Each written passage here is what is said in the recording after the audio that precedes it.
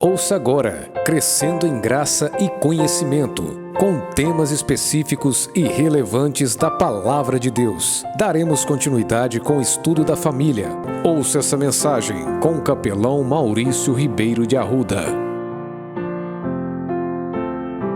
Vamos então continuar a observar o matrimônio e aquelas perspectivas bíblicas que nós estávamos vendo, apresentando dentro dessa perspectiva agora como o marido deve amar sua esposa e assim vice-versa. Efésios capítulo 5, versículo 28 e 29, assim diz o Senhor: assim devem os maridos amar suas próprias mulheres como a seus próprios corpos. Quem ama a sua mulher, ama-se a si mesmo, pois nunca ninguém aborreceu a sua carne, antes a nutre e preza, como também Cristo a igreja. Então nós vemos que o marido ele deve amar sua esposa de modo a sustentá-la. Ele é o provedor. Nós vemos uma situação diferente nos dias de hoje, o que não é errado, dado a circunstância e dado as necessidades. Então nós vemos o marido, ele deve amar sua esposa de modo a sustentá-la, que é prover o necessário em sentido físico, emocional, mental, espiritual. Ele é o provedor e deve cuidar dela com carinho, com amor, sempre com agrado, sempre compreensivo. Então, se nós formos ver a forma que o marido deve amar a esposa, a palavra de Deus nos mostra que é como ao seu próprio corpo, como a si mesmo, como Cristo amou a igreja. E Cristo, ele amou a sua igreja e não necessita nada dela, mas pelo contrário, ele se deu voluntariamente por ela. E quando o marido ama a sua esposa, a submissão ela se torna algo prazeroso para ela, assim como nos submetemos a Jesus Cristo com prazer e alegria. E em alguns casamentos, em alguns momentos, pastores fazem até a seguinte pergunta ao noivo: você está disposto a morrer por sua esposa? Agora, no versículo 26 e 27 de Efésios capítulo 5, nós vemos que há um propósito até nisso. A palavra de Deus diz: a fim de a santificar, tendo-a purificada com a lavagem da água pela palavra, para apresentá-la a si mesma igreja gloriosa, sem mácula, nem ruga, e nem qualquer coisa semelhante, mas santa e irrepreensível. Então, o primeiro propósito é buscar a maturidade emocional, espiritual da esposa. Ele é o encarregado disso. Buscar que ela seja conformada ao modelo bíblico e não ao meu modelo. E buscar que através dela Cristo seja sempre glorificado. Então eu tenho que ter em minha mente, em meu coração, o seguinte pensamento: eu quero que minha mulher ela venha a ser o que Deus quer que ela seja, e eu ainda contribuirei para que ela possa alcançar isso. Agora veja alguns propósitos que pode ser considerado dentro do casamento, nessa perspectiva que estamos vendo. Quando nós vamos em Gênesis, capítulo 2, versículo 18 ao 25, nós vamos ler na palavra de Deus assim: disse mais o Senhor Deus: não é bom que o homem esteja só, far-lhe-ei uma ajudadora que lhe seja idônea. Da terra formou, pois o Senhor Deus todos os animais, o campo e todas as aves do céu, e os trouxe ao homem, para ver como lhes chamaria, e tudo o que o homem chamou a todo ser vivente, isso foi o seu nome. Assim o homem deu nome a todos os animais domésticos, às aves do céu, todos os animais do campo, mas para o homem não se achava ajudadora idônea. Então o Senhor Deus fez cair um sono pesado sobre o homem, e este adormeceu. Tomou-lhe então uma das costelas e fechou a carne em seu lugar, e da costela que o Senhor Deus lhe tomara, formou a mulher e a trouxe ao homem. Então disse o homem: esta é agora osso dos meus ossos e carne da minha carne.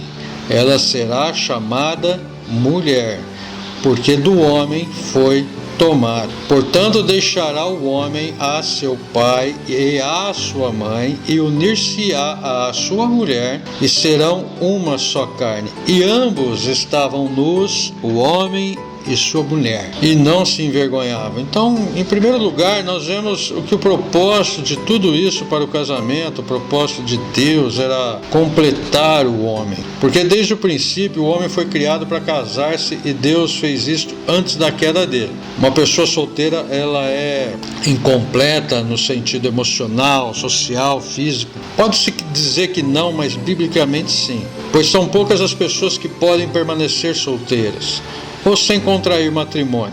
E vale lembrar que a nossa segurança e autoestima estão em Cristo, e somente Ele é quem nos contempla verdadeiramente. Por isso que Deus instituiu o matrimônio com propósitos específicos que, quando entendidos à luz da palavra de Deus, produzem alegria e satisfação dentro do lar. Isso nós vemos em Gênesis capítulo 2, versículo 24. Porque os versículos nos diz: portanto deixará o homem a seu pai e a sua mãe, e unir-se-á à sua mulher, e serão uma só carne.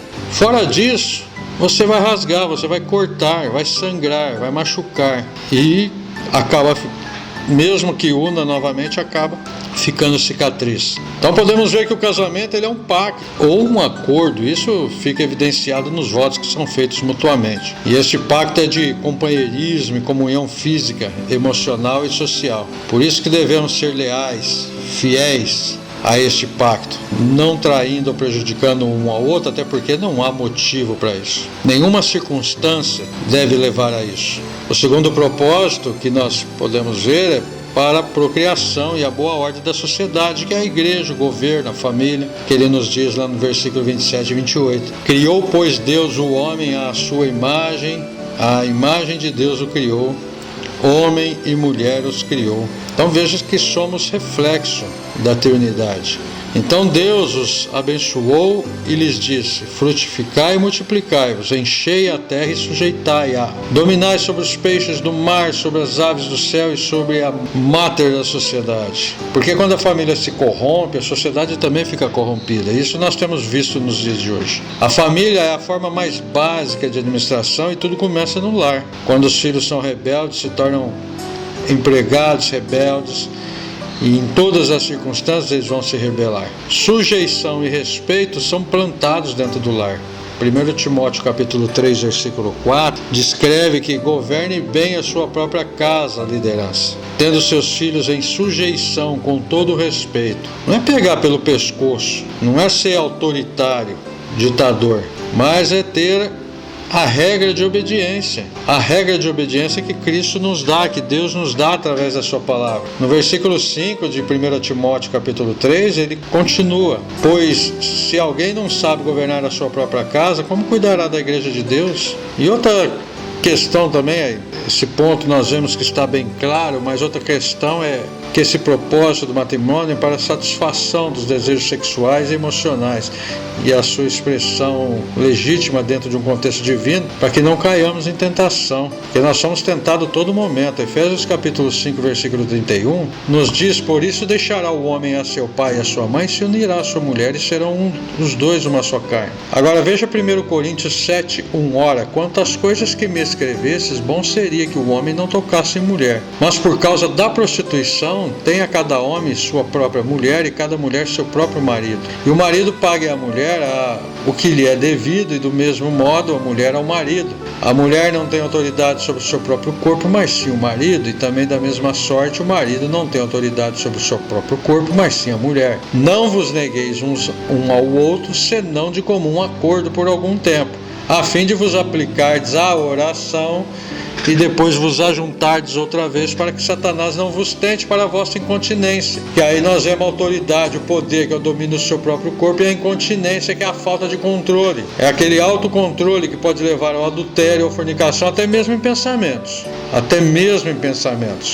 Deus, ele sabe quais são as necessidades sexuais da mulher e do homem, e essas devem ser satisfeitas dentro do contexto do casamento, nunca fora do casamento, nunca antes do casamento. Por isso que esta área não é um meio de controlar, dominar ou castigar, vingar, ou querer tirar proveito, manipular, até mesmo chantagear um ao outro. Porque a palavra de Deus diz que o marido e a mulher devem pagar um ao outro com a devida benevolência, ou seja, é algo que um deve ao outro. E devemos lembrar que a infidelidade é um golpe mortal para o casamento e também para a autoestima da pessoa inocente, porque é a quebra do pacto, aquele pacto, aquela fidelidade e lealdade para com aquela pessoa que mais nos conhece e que declaramos para ela no dia do casamento. E a quebra de todos os mandamentos de Deus. Não devemos olhar para o nosso cônjuge como um objeto a ser explorado. A pornografia, ela promove a mentalidade de que a mulher é um objeto sexual. Muitos usam e jogam fora, que serve somente para agradar o homem e depois ser abandonada ou trocada por outro modelo.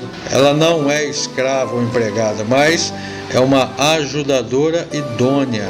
E o adultério ou qualquer obra da carne, mencionada no livro de Gálatas, capítulo 5, nos mostra ali que nenhuma obra da carne acontece da noite para o dia. Ela começa na mente, com pensamentos ilícitos, com os olhos. Hebreus capítulo 13, versículo 4 nos diz: honrado seja entre todos o matrimônio e o leito sem mácula, pois aos devassos e adúlteros Deus os julgará. Bem claro, inquestionável. Outra questão é que o propósito do casamento é para proteger e suprir as necessidades das mulheres.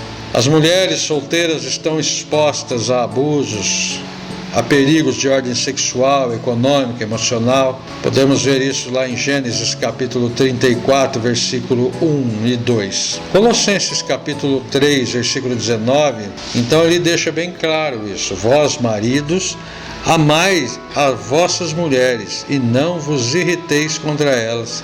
Ame a sua mulher. 1 Pedro 3,7 ele também nos fala: igualmente vós maridos, vivei com elas com entendimento, dando honra à mulher como vaso mais frágil, e como sendo elas herdeiras convosco da graça da vida, para que não sejam impedidas vossas orações. E veja, por fim, meu querido ouvinte, que o propósito do matrimônio é para aprendermos a amar verdadeiramente. Biblicamente, o casamento, quando vai se passando, vai dobrando os anos, o seu amor vai ficando mais sólido. O seu amor deve estar ficando mais sólido. Ou, nos dias de hoje, o seu amor deveria estar ficando mais sólido. Porque muitos casamentos até se tornam insuportáveis. Mas o casamento nos torna mais humanos, pois desenvolvemos amor um pelo outro, bem como pelos filhos, netos e etc.